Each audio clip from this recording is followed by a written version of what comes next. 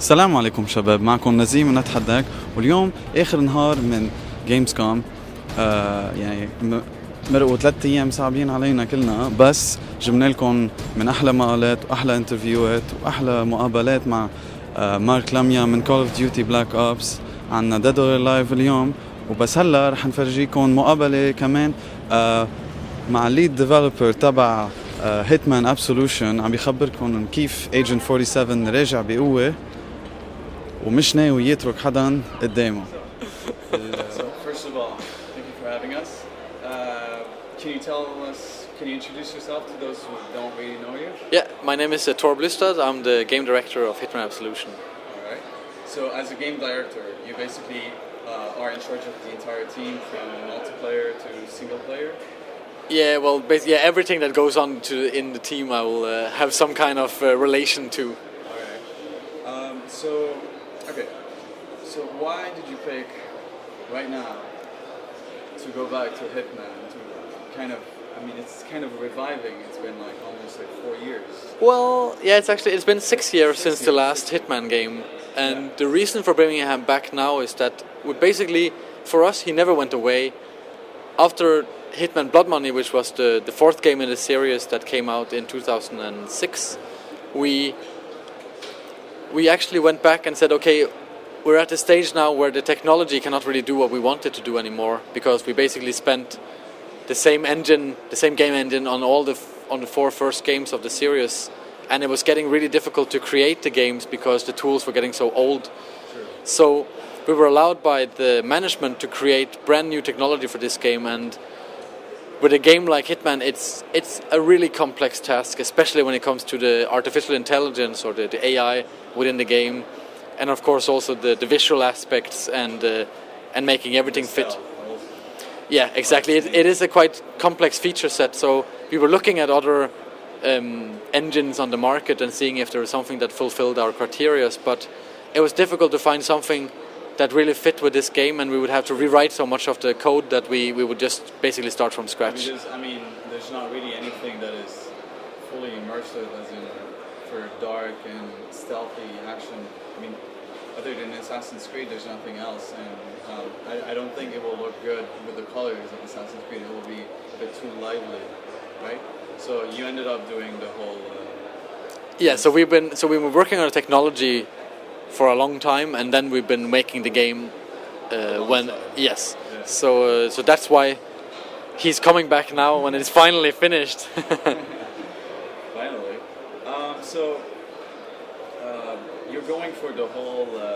I love the slogan. Basically, the original assassin is coming back. Are you?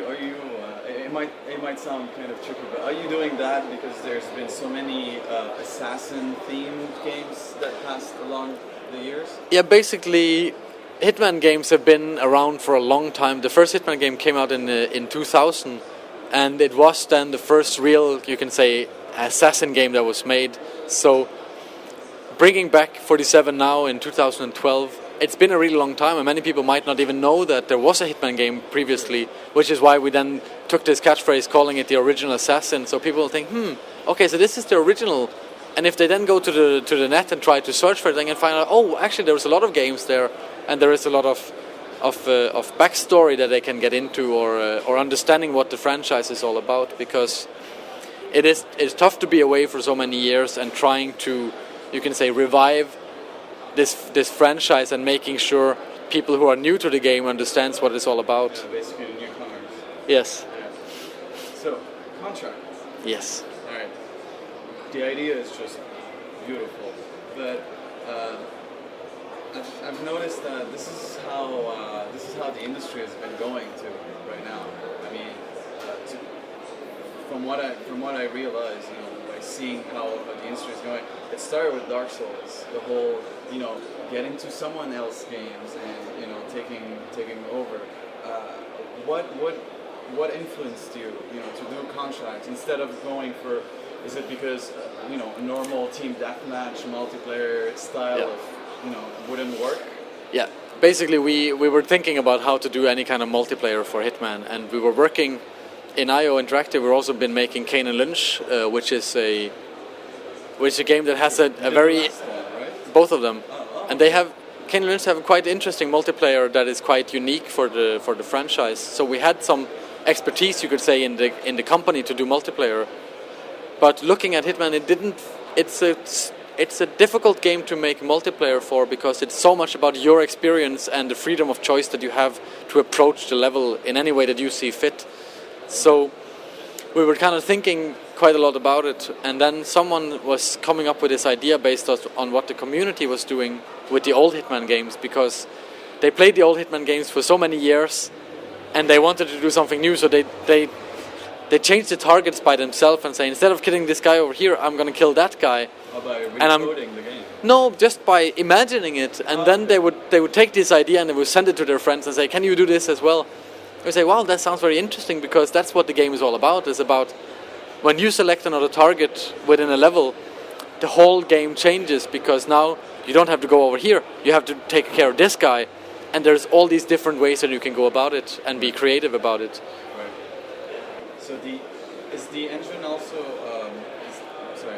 is the contract also is going to go expand? Yeah, you're going to have like some sort of like platform outside of the game to try to find other other contracts and other game and other ways to share it? Well, basically every contract has its own ID, which is basically a barcode that fits well with the game.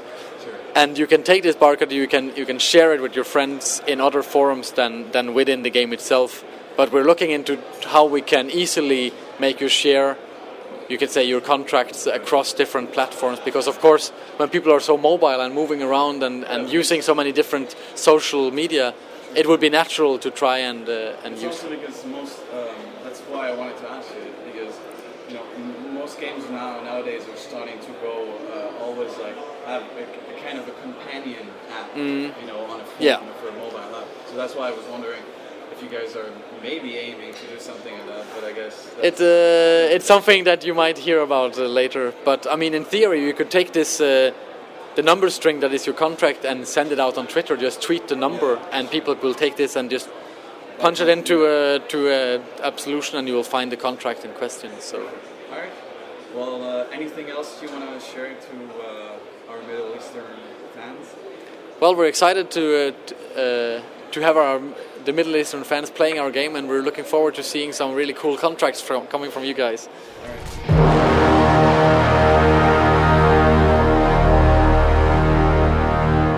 Okay, أنا Tore Blystad وإنتو على أتحدك. وهيدي هي المقابلة، إن شاء الله انبسطتوا فيها. كلنا ناطرين هيتمان بقوة. هلا جيمز كوم معقول يكون خلص، بس بعد عنا كتير تقارير وكتير مقالات فيكم تحضرون أو تقروون على الهاب تبعنا لجيمز كوم. وكمان ما تنسوا إذا عجبكم الفيديو فيكم تعملوا لايك، سبسكرايب وفيفورت لكل أجدد الفيديوهات عن جيمز كوم ولا أتحداك.